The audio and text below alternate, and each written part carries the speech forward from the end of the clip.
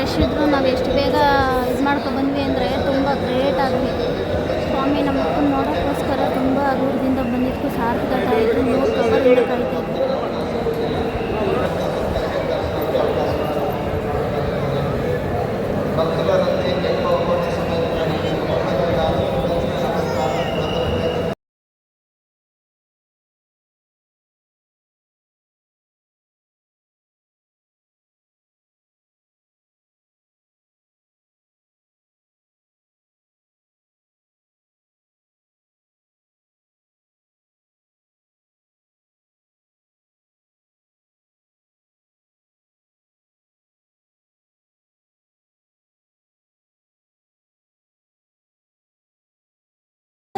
ಹೆಂಗೆ ಮಾಡಿದ್ವಿ ಅನ್ನೋದೇ ನನಗೆ ಸ್ವಾಮಿ ನಮ್ಮಪ್ಪ ನಾನು ಪೂಜೆ ಮಾಡ್ಕೊಂಡೆ ಅಪ್ಪ ನಾಳೆ ಬರ್ತಾ ಇದ್ದೀವಿ ಅನ್ನೋ ಹೊತ್ತಿಗೆ ಅರ್ಧ ಕಡೆ ಹೋಯ್ತು.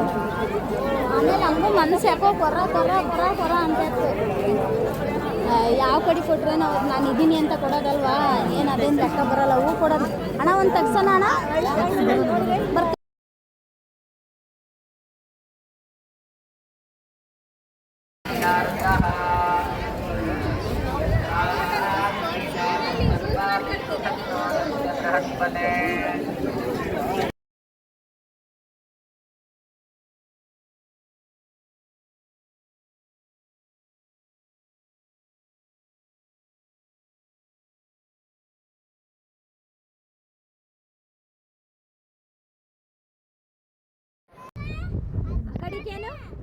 ಅಕಡಿಕೆ ಭದ್ರಾ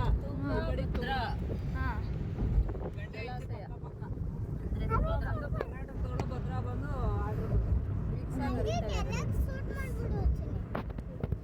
ಚೆನ್ನಾಯ್ತು.